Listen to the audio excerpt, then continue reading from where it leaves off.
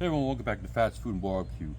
So, about 2 weeks ago or so, my wife told me that London broils were on sale, buy one, get one free. And I'm like, all right, you know what, get them, why not? We'll do something with it. So, she brought them home, and this is what I got here. It's frozen, which is fine. But it's a shoulder London broil, which I've never seen before. Look at that thing. So, in my mind, I'm like, normally a London broil is a big chunk of meat. Get salted here. And apparently not. They sell different cuts, I guess. So this is what I got. So I was actually very happy with it, with all the fat in it and the marbling. Kind of looks like a flank, the way it's running this way. But anyway, so what we're going to do is we're going to liberally coat each side with kosher salt and cracked black pepper. I grind my pepper myself. I just put it in a shaker. Just like that. Yeah, I'm doing it frozen. You'll see in a minute why. I'm going to do the other side. Real simple, just salt and pepper.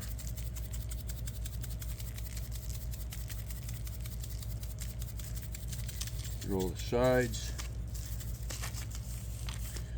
Get all the salt rubbed in there, just like that. Pepper.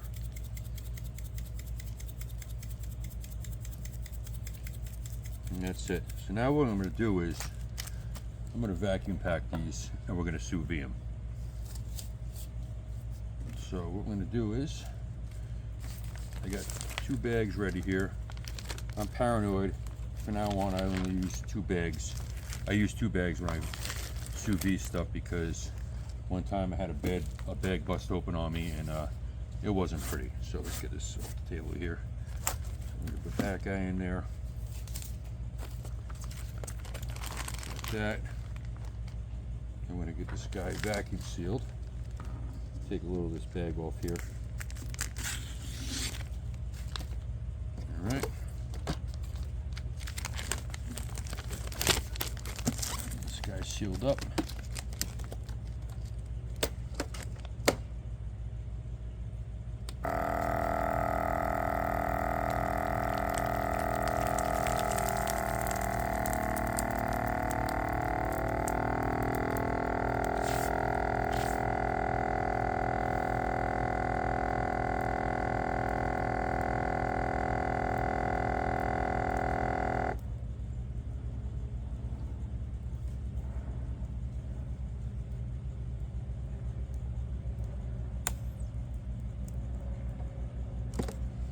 And there's the first one, so I'm going to vacuum seal it again, and then we're going to get to the sous vide and get that started. So we'll see you then.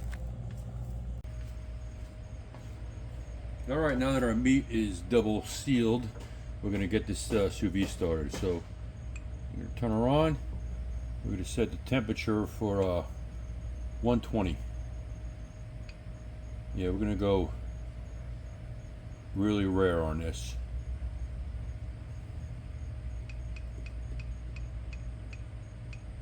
And we're going to time it for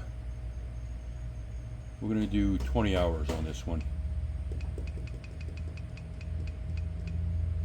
20 hours.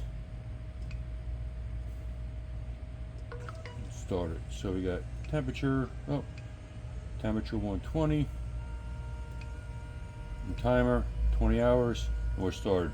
So we're going to let this water heat up to 120, and the good thing about this is the sous vide is this will hold the temperature, and this is going to be the most tender steak ever, believe it or not, for a cheap cut, even though no meat's cheap these days. But and yes, you can also sous vide a steak from frozen. They just basically say add a half hour each more cooking time per pound, but this one's only 1.5 pounds. So we're going to let this thing heat up, and then we'll get our steak in there, and we'll be back. Alright, so we're at 120 now. So we're going to get this guy in here. Just like that. Push it down a little. I'm going to put this over the top, just in case it feels like coming back up, and that'll hold it down. So that's it. So we'll put the lid back on, and we'll see you guys in about 20 hours. Alright, so our steak's been in the sous vide at 120 for 20 hours now, so we're done. So we're going to cut this thing open.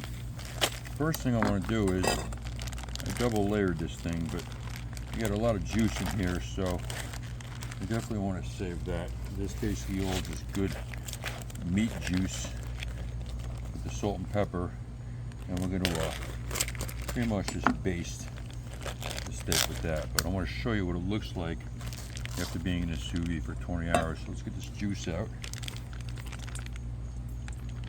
Fantastic. So I'm going to be cutting this thing in half because my wife has to, when she gets home, has to eat and go to bed early. So I'm going to grill hers a little more well done than I do mine. Obviously, she likes hers medium. So anyway, after 20 hours in sous vide, this is what it looks like. Look at that. It's juicy. It's perfect. I mean, it's just beautiful. It's ready to eat. So what I'm going to do is I'm going to grill hers quickly when she gets home. But on me, I'm going to get my grill to about 700 degrees, quick sear, and it's done. So that's it. So one thing I wanted to mention about sous vide, basically, I had this thing at 120 for 20 hours, and what it does is basically this is a shoulder broil roast. If I put this thing right on the grill, it would be tough as leather. But basically in the sous vide, it basically breaks down the collagen and the fibers, and the collagen is what causes meat to be tough. So basically it breaks all that down and it keeps it in even temperature, and that's why it's fantastic. I mean, they're not expensive to get. You can get them at Sam's Club, whatever. But just wanted to throw it out there. They're definitely worth getting. You can sous vide chicken. This would be the most tender chicken you ever had. Sausage. You can even sous vide vegetables. So yeah, I'm not getting paid to say this, but I just love this machine. So that's all right. So I got a grill heat up to about 500 degrees right now. So we're gonna put my wife's steak on.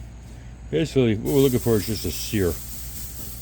Nice little crust on the outside. That's pretty much it. So we'll let this go a few minutes, and then we'll be back.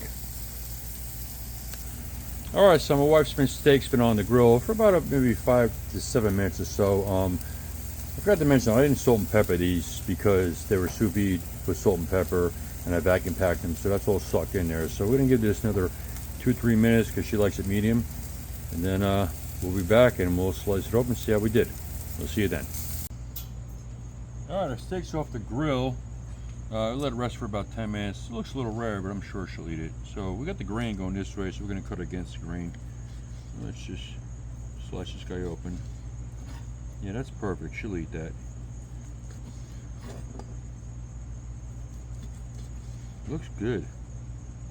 Definitely have to try a piece. I'm going to probably do mine in a cast iron. I don't know yet. I'm not sure yet, but definitely want to give this a taste, though.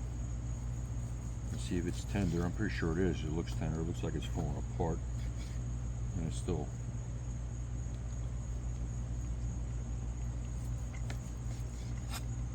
I'm going to tell you right now.